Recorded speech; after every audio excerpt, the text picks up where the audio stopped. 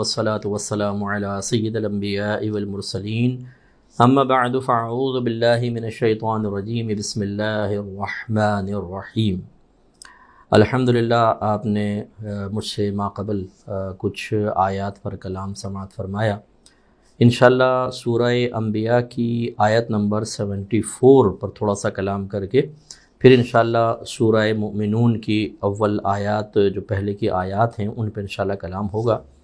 अल्लाह ताला फरमाता है वो लूतन, यानी और हमने लूत को भेजा, आतैनाहु हुक्मन व इल्मन, अता किया हमने उसे हिकमत या सल्तनत और इल्म।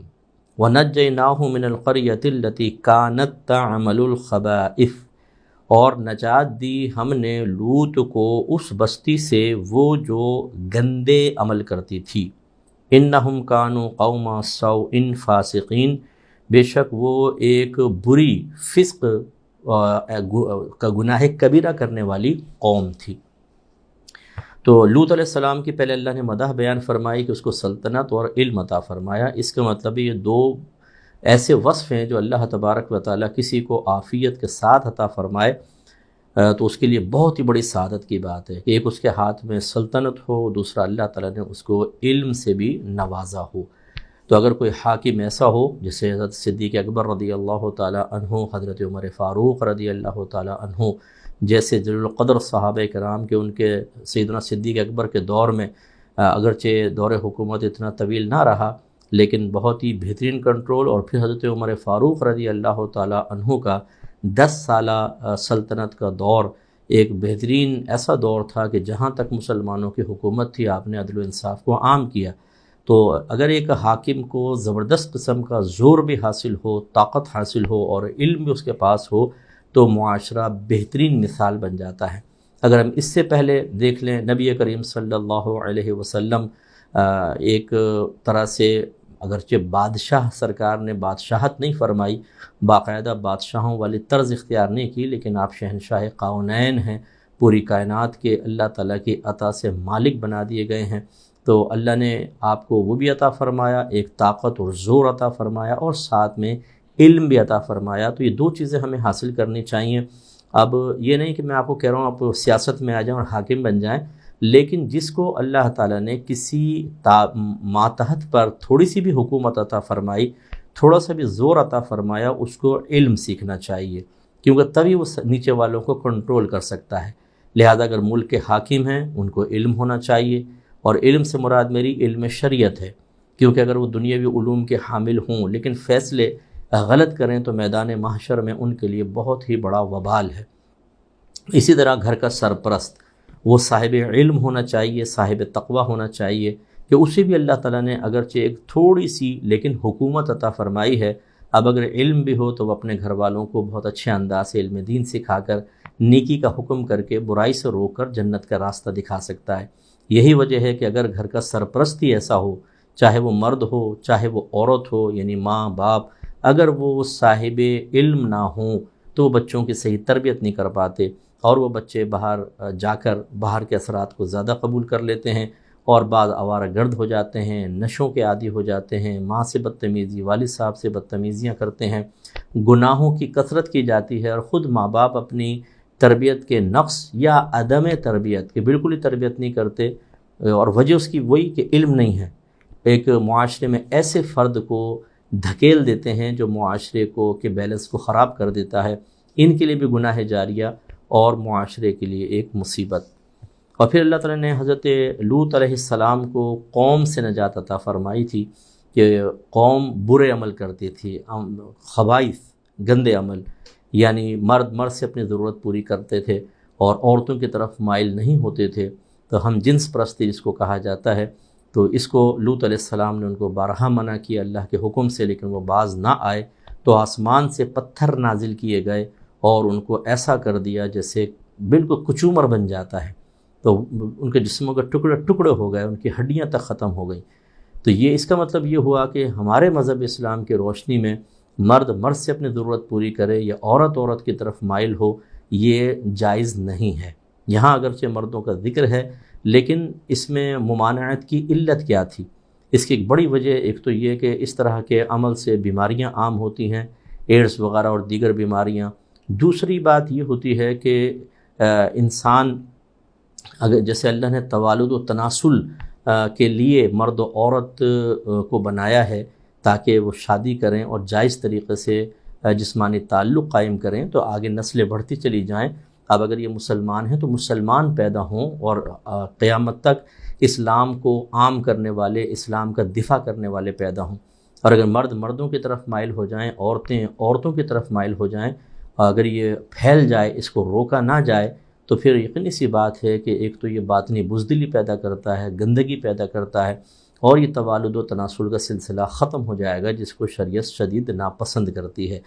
تو لہٰذا اللہ تعالیٰ نے ان کے عمل کو خبائث سے تعبیر فرمایا کہ بہت ہی گندے اور برے عمل کرتے تھے، اس لیے کوئی اچھی پاکیزہ چیز نہیں ہے۔ یہ بعض لوگ جو ہے بھی ٹھیک ہے نفسانی خواہشیں پوری کر رہے ہیں، باہر کے ملکوں میں باقاعدہ اس کو قانونی پروٹیکشن حاصل ہے، قانونی طور پر اس کو جائز قرار دے دیا گیا ہے، لیکن ہمارا مذہب اس کو سختی سے منع کرتا ہے۔ اور ایسی قوم کو اللہ تعالیٰ نے بری قوم اور گناہ کبیرہ کرنے والی قوم قرار دیا ہے۔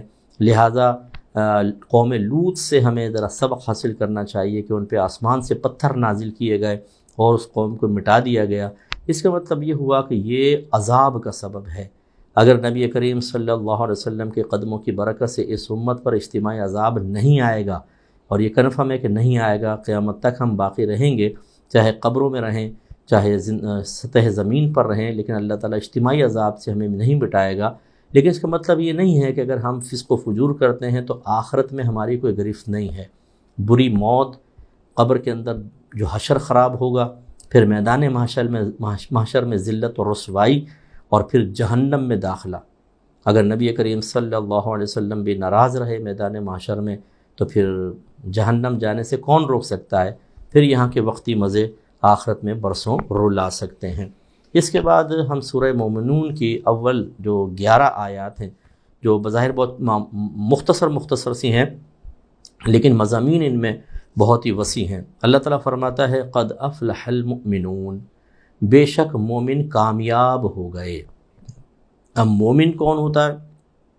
ویسے تو ہم نے آپ کو پہلے بھی بتایا تھا کہ ایمان ایک دل کی صفت ہے، ایک وصف ہے، ایک خوبی ہے، اور اس کا ایمان کو دوسرے الفاظ میں بیان کریں تو یقین کو ایمان کہتے ہیں۔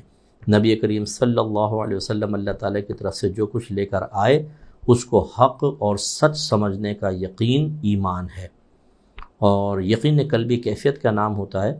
اور یوں سمجھ لیجئے کہ قلب کسی چیز کے بارے میں اگر 2 رائے رکھے، ایک رائے 100% ہو اور اس کی جانب مخالف 0% ہو، تو جس طرف یہ 100% ہے اس کو یقین کہا جاتا ہے۔ جیسے ہمیں یقین ہے کہ اللہ ایک ہے، اگر کوئی آپ سے پوچھے یہ بتائیں کہ اگر آپ کو اللہ تعالیٰ ایک ہے، اللہ تعالیٰ ایک نہیں ہے، اس کے بارے میں اپنے دل سے گواہی دینی ہو تو اس کو کتنے نمبر دیں گے آپ؟ تو آپ کہیں گے 100% کہ اللہ ایک ہے، اور اس کو 0%۔ اس کا مطلب ہے آپ کو اللہ کے ایک ہونے کا یقین حاصل ہے۔ بس جب یہ یقین کی کیفیت حاصل ہوتی ہے، اسی کا نام ایمان رکھا جاتا ہے، اور اس کا تعلق نبی کریم صلی اللہ علیہ وسلم کی لائی گئی تعلیمات، وہ قرآن کی ہوں، حدیث کی ہوں، ان پر ہم یقین رکھتے ہیں۔ اور خصوصاً ایسے معاملات کے جو پوشیدہ ہیں، جیسے اللہ تعالیٰ کو ہم نے دیکھا نہیں، جنت نہیں دیکھی، دوزخ نہیں، فرشتے، جنات، عذابات قبر ہم نے نہیں دیکھے، مرنے کے بعد جو معاملات ہیں، میدان حشر قائم ہوگا، ہم نے تو نہیں دیکھا، لیکن ہم نبی کریم صلی اللہ علیہ وسلم کی اور قرآن کی بات سن کر اس پر یقین رکھتے ہیں، اور ایسا کامل یقین کہ اگر کوئی کہے کہ بھئی 90-10 کا ریشو ہوگا، کہ 90 تو تم کہتے ہو یس ایسا ہوگا، لیکن 10% شاید ایسا نہ ہو، ہم کہتے ہیں نو، 100% ادھر اور 0% ادھر۔ اس کو کہتے ہیں صاحب ایمان۔ لہٰذا اگر 100% سے ذرا بھی آپ کم ہوئے اور وہ مسئلہ ایسا ہو جو بنیادی اعتقادات سے تعلق رکھتا ہے، یاد رکھیں آپ بعض اوقات تو مومن نہیں رہیں گے۔ یعنی معاذ اللہ کو یہ کہے یار اللہ تعالیٰ کو ایک تو میں مانتا ہوں، لیکن ہو سکتا ہے کوئی دوسرے بھی ہوں، مجھے کبھی کبھی اسے شبہ پڑتا ہے، معاذ اللہ۔ اس کا مطلب یہ ہے کہ آپ کے دل میں اللہ تعالیٰ کے ایک ہونے کا یقین 100% نہیں ہے۔ تو جب نہیں ہے تو بس مسلمان بھی نہیں رہیں گے۔ اس لیے میں آپ کو بار بار یہ عرض کرتا ہوں کہ اپنے عقیدوں کو سیکھ کر دلائل کے ساتھ انہیں اتنا پختہ کر لیں کہ شیطان ہمیں بہکا کر 100 سے پیچھے کی طرف نہ لے آئے۔ اگر لے آیا تو ہم گئے کام سے۔ اسی لیے میں بچوں کو بھی کہتا ہوں، بچوں سے مراد ہمارے ینگ جو لڑکے لڑکیاں ہیں جو یوٹیوب پر فیس بک پر پہنچ جاتے ہیں اور کسی کا بھی بیان سننا شروع کر دیتے ہیں جس کا تعلق صحیح عقائد سے نہیں ہوتا، اس کی بات سن کر بعض اوقات انسان کے قلب میں جو ایک یقین کی کیفیت تھی وہ شک میں، ظن میں یا ظن غالب میں تبدیل ہو جاتی ہے، اور اگر اس کا تعلق بنیادی اعتقادات سے ہے تو ایمان خطرے میں پڑ جاتا ہے۔ تو اللہ نے فرمایا مومن کامیاب ہو گئے۔ اب مومن یہ تو دل کی کیفیت کا نام ہے، ایمان دل کی کیفیت کا نام ہے، تو ہم کیسے پہچانیں گے کہ وہ مومن کون ہوتا ہے؟ تو اللہ نے اس کی کچھ ظاہری علامات بیان کی ہیں، لیکن آخر میں جو ہے 11ویں آیت میں جو اللہ تعالیٰ نے یہ 10ویں اور 11ویں میں پہلے ان کا ایک انعام کہ اگر یہ عمل اختیار کرو گے تو اولئک هم الوارثون، یہی وہ لوگ ہیں جو وارث ہوں گے، کس کے؟ الذین یرثون الفردوس، وہ جو جنت الفردوس کے وارث ہوں گے، ہم فیہا خالدون، وہ اس میں ہمیشہ رہیں گے۔ لہذا ہم ایک مسلمان گھرانے میں پیدا ہوتے ہیں تو ہمارے قلب میں تھوڑا بہت ایمان ہوتا ہے، یعنی یقین کی وہ پختہ کیفیات ابھی نہیں ہوتی ہیں، کیونکہ چھوٹے ہوتے ہیں نا تو ابھی تھوڑی سی باتیں سنتے ہیں، پھر جیسے جیسے ہم بڑے ہوتے ہیں علم سیکھتے ہیں، دلائل سیکھتے ہیں، اپنے عقیدے کی دلیلوں کو اچھی طرح سمجھتے ہیں تو ہمارا یقین مضبوط سے مضبوط تر ہو جاتا ہے، ایمان بلند ہو جاتا ہے، مضبوط ہو جاتا ہے، اور 100% یہ چیزیں ہمارے دل میں راسخ ہو جاتی ہیں۔ یہ ہے کامل مومن۔ تو اب اس کامل مومن کی ظاہری علامات کیا ہیں وہ اللہ نے بیان فرمائی۔ الذین هم فی صلاتهم خاشعون، وہ لوگ جو اپنی نمازوں میں خشوع کرنے والے ہیں۔ خشوع خضوع یہ قلبی کیفیت کا ہی نام ہوتا ہے کہ دل میں اللہ کا خوف رکھ کر آخر کی طرف مائل ہو کر نماز کو ادا کرنا، یعنی دل غافل نہ ہو، دنیا کے خیالات دل پر اثر نہ کریں، یہ پختہ احساس کہ اللہ تبارک و تعالیٰ کی بارگاہ میں کھڑا ہوں اور وہ مجھے ملاحظہ کر رہا ہے، تب ایک دل پہ خوف کی کیفیت طاری ہوتی ہے اور انسان دنیاوی خیالات سے آزاد ہو کر اللہ کی طرف اس کی یا آخرت کی طرف متوجہ ہو جاتا ہے۔ اور اگر کبھی شیطان بہکانے لگے، کوئی دنیا کا خیال آنے لگے تو اس کو جھٹک دیتا ہے۔ تو اب مومن کی شان تو یہ ہے کہ وہ خشوع و خضوع کے ساتھ نماز ادا کرے، لیکن ہماری نمازیں کیسی ہوتی ہیں؟ ہم تکبیر لگاتے ہیں تو دنیا کے خیالات میں گم ہو جاتے ہیں، خاص طور پہ وہ لوگ جو امام کے پیچھے نماز پڑھ رہے ہیں۔ آج کل تراویح کے اندر بھی آپ نے دیکھا ہوگا لمبی چونکہ قرات ہوتی ہے، اس میں امام صاحب قرات کر رہے ہیں اور ہم ہاتھ باندھ کے اللہ اکبر، پھر ہم خیالات میں گم ہو جاتے ہیں، کوئی گھریلو مسائل پہ غور کر رہا ہے، کوئی کرکٹ کا میچ کھیل رہا ہے، کوئی پیمنٹ کے بارے میں سوچ رہا ہے، پھر اچانک آواز آتی ہے اللہ اکبر، تو ہم کہتے ہیں رکوع میں جانا ہے، فوراً کے رکوع میں چلے جاتے ہیں۔ اسی طریقے سے بہت سے لوگ اکیلے جب نماز پڑھ رہے ہوتے ہیں تو رکعتیں بھول جاتے ہیں، کون سی صورت پڑھی کون سی نہیں، کیوں؟ خیالات کا سلسلہ اتنا زیادہ جاری و ساری ہوتا ہے، کچھ انتہا نہیں۔ تو میں آپ سے گزارش کرتا ہوں کہ نبی کریم صلی اللہ علیہ وسلم کی اس حدیث کو ذہن میں رکھیں۔ آپ نے ارشاد فرمایا جس نے 2 رکعت نماز اس طرح ادا کی کہ اس میں دنیا کا کوئی خیال نہ لایا، وہ گناہوں سے ایسا پاک و صاف ہو جائے گا جیسے آج ہی اپنی ماں کے پیٹ سے پیدا ہوا ہے۔ اب دنیا کا خیال نہ لایا فرمایا، آیا نہیں فرمایا، خیال تو آتے رہیں گے، جھٹکتے رہیں، لیکن جب ہم جان بوجھ کر ان خیالات کو جگہ دے دیتے ہیں، ان پہ غور کرتے ہیں اور ان سے نئے خیالات کی طرف توجہ کرنے لگتے ہیں، یہ خیال لانے میں آئے گا، پھر ثواب ضائع ہوگا اور نماز کی قیمت کم ہو جائے گی۔ اور اگر ہم مکمل توجہ نماز کی طرف رکھیں، آخرت کی طرف رکھیں اور خیالات کو جھٹکتے رہیں تو یہ مذکورہ انعام حاصل ہوگا۔ اس لیے میں آپ سے گزارش کرتا ہوں خشوع و خضوع حاصل کرنے کا طریقہ یہ ہوتا ہے کہ جتنے بھی آپ نماز میں چیز پڑھتے ہیں ان کا ترجمہ سیکھ لیں، اور جب پڑھیں تو ترجمے پہ توجہ کریں۔ ایسے جب آپ کھڑے ہیں تو سجدے کی جگہ سے اپنی نگاہ نہ ہٹائیں، وہاں پہ اپنی نگاہ کو جما کر رکھیں۔ رکوع میں جائیں تو پاؤں کی پشت کو دیکھیں، سجدے میں جائیں تو ناک کی نوک، اور جب آپ اتحیات میں بیٹھیں تو گود پر نگاہ رکھیں۔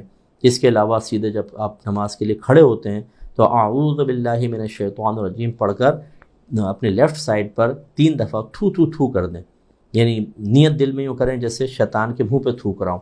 آپ کو تھوک پھینکنا نہیں ہے، صرف تھو تھو تھو کرنا ہے، پھر آپ نماز شروع کریں تو انشاءاللہ بہت فائدہ ہوگا۔ اور یاد رکھیں یہ جو کہا جاتا ہے جی نماز میں اللہ کی طرف متوجہ ہو، بھئی کیسے ہو سکتا ہے؟ اللہ کا تصور کیسے؟ اللہ کا تصور ہی محال ہے۔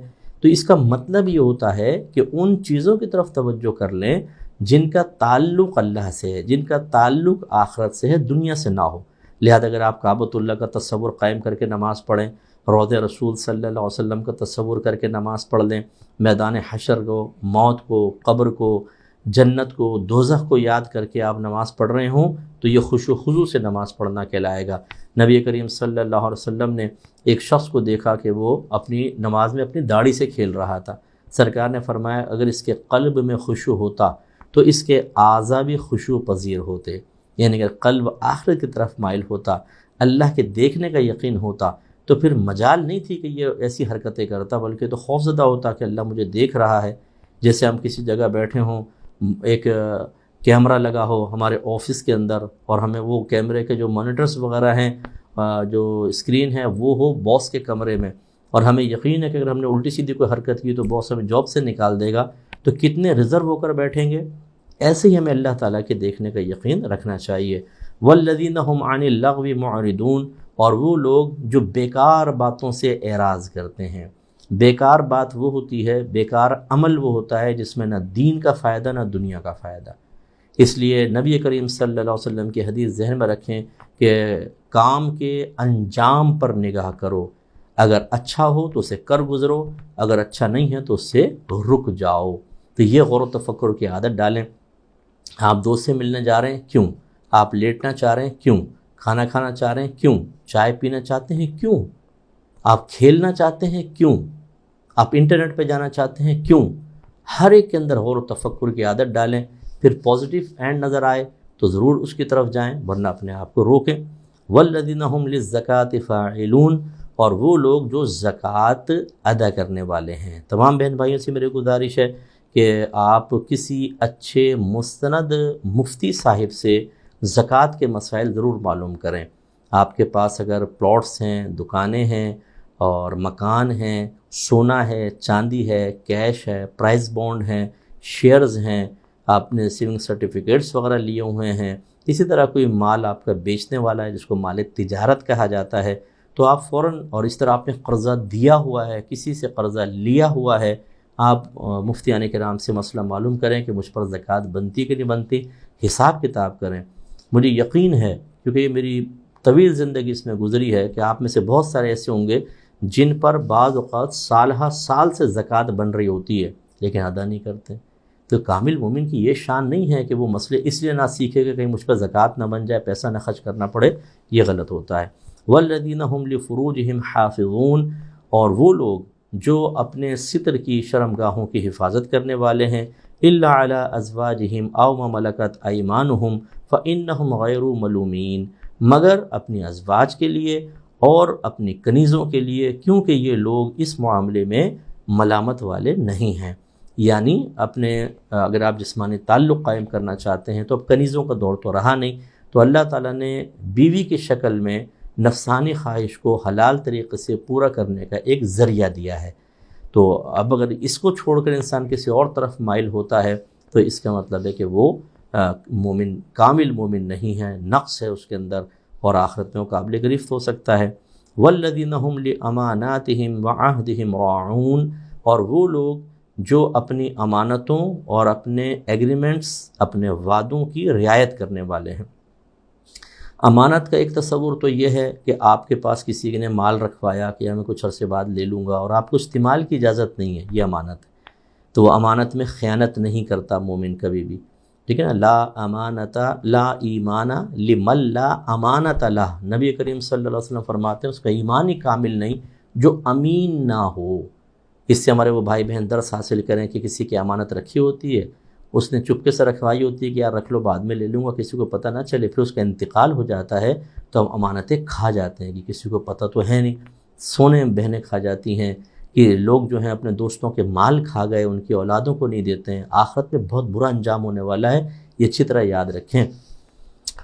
اور ایک امانت کا تصور علم کے اندر بھی ہوتا ہے کہ جو اللہ نے آپ کو علم عطا فرمایا، لوگوں کو وہ علم دیں۔ اگر آپ نہیں دیں گے، یہ علم آپ کے پاس ایک امانت تھا، نہیں دیا تو گویا کہ آپ نے امانت میں خیانت کی۔ تو بعض اہل علم ایسے ہوتے ہیں جو اپنے اطراف میں اس لیے علم نہیں سکھاتے ہیں، آپ کسی پہ بدگمانی نہیں کیجیے گا، میں ایک بات عرض کر رہا ہوں کہ بعض اہل علم ایسے ہوتے ہیں کہ جو اس لیے لوگوں کو علم نہیں سکھاتے کہ سیکھ کر پھر یہ ہمارا احتساب شروع کریں گے یا یہ اپر لیول پر آ جائیں گے، اس لیے بعض اوقات اس طرح کے لوگ آپس میں گفتگو بھی کرتے ہیں، قوم کو ذرا کمی دو تاکہ یہ جاہل رہیں اور ہمارے محتاج رہیں۔ اگر ہم نے ان کو علم سکھا دیا تو یہ تو پھر ہمارے پاس سے بھاگ جائیں گے۔ اسی طرح بہت سے پیر حضرات جو کامل نہیں ہوتے یا ایسے جعلی قسم کے ہوتے ہیں، اپنے مریدین کو کبھی بھی وہ کامل علم نہیں سکھائیں گے، کیونکہ ان کی اپنی حرکتیں پھر منکشف ہو جائیں گی، اور یا مرید جب علم سیکھ لے گا خود کچھ بن جائے گا تو بھاگ جائے گا، اس لیے انہیں سکھاتے۔ یاد رکھیں ایسے علم کو چھپانا یہ علم میں ایک خیانت ہے۔ اسی طریقے سے ایک خیانت کی صورت یہ بھی بنتی ہے کہ اللہ تعالیٰ نے آپ کو کوئی ذمہ داری دی، دنیاوی کو ذمہ داری، اور آپ اس ذمہ داری میں کوتاہی کریں۔ نبی کریم صلی اللہ علیہ وسلم سے پوچھا گیا قیامت کب آئے گی؟ فرمایا جب امانتوں کو ضائع کیا جائے گا۔ پوچھا امانتوں کے ضائع ہونے کی صورت کیا ہوگی؟ فرمایا جب مناسب نااہلوں کے سپرد کیے جائیں گے۔ تو اب ہوتا یہ ہے کہ سفارش پہ بعض لوگ لگ جاتے ہیں، کام ہی نہیں آتا، تنخواہیں لیتے رہتے ہیں، اور وہ کام چوریاں کر رہے ہوتے ہیں، وقت پہ حاضر نہیں ہوتے، جلدی بھاگ جاتے ہیں، تنخواہ پوری لے رہے ہوتے ہیں۔ اس سے ہمارے وہ ٹیچرز بھی ذرا سبق حاصل کریں کہ یہ بھی ایک امانت میں خیانت ہے کہ آپ بچوں کو دیانتداری سے نہ پڑھائیں، اپنے ٹیوشن سینٹر کے اشارے کرتے رہیں، اور کلاس میں دیر سے آئیں، جلدی نکل جائیں، باتیں زیادہ کریں، علم کم دیں، تو تنخواہ حرام ہو سکتی ہے۔ ایسی آفس میں دیر سے پہنچ رہے ہیں، جلدی بھاگ جاتے ہیں، اور حاضری پوری لگا کر یعنی کچھ دوست کو کہہ دیتے ہیں یار لکھ دینا میری ٹائمنگ میں جلدی آ گیا تھا، یعنی وقت پر آیا تھا، وقت پر گیا تھا، اور پوری تنخواہیں لے رہے ہوتے ہیں۔ یہ مومن کی شان نہیں ہے۔ یاد رکھیں جتنا آپ نے زیادہ لیا بروز قیامت آپ کو دینا پڑے گا، اور وہاں یہ نہیں کہ آپ پیسے سے دے دیں گے، بلکہ وہاں پہ آپ کی نیکیاں نکال کر ان لوگوں کے نام اعمال میں ڈالی جائیں گی کہ جو آپ کے ہیڈ تھے، جن کا آفس تھا، جن کی کمپنی تھی، اور پھنسیں گے۔ اسی طرح وہ اپنے وعدوں کی رعایت کرنے والے ہیں، ایگریمنٹ کی رعایت کرنے والے ہیں۔ تو بعض اوقات یہ دیکھیں مذہب اسلام کی روشنی میں جب آپ ایجاب و قبول کر لیتے ہیں کسی چیز کو خریدنے کے سلسلے میں، کوئی انویسٹمنٹ کے سلسلے میں، تو اب آپ پیچھے نہیں ہٹ سکتے۔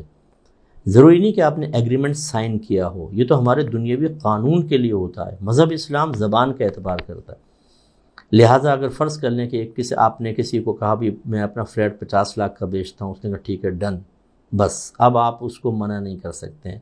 ہم بعض اوقات جیسے وہ کہتا ہے اچھا میں کل آتا ہوں، کوئی فون کر دیتا ہے یار 52 لاکھ مجھ سے لے لو، ہم اس کو فون کر دیتے ہیں بھائی میں آپ کو نہیں بیچ رہا، حالانکہ آپ اس کو بیچ چکے ہیں۔ پھر ہم کہتے ہیں نہیں میں نے کون سا بیانہ پکڑا تھا۔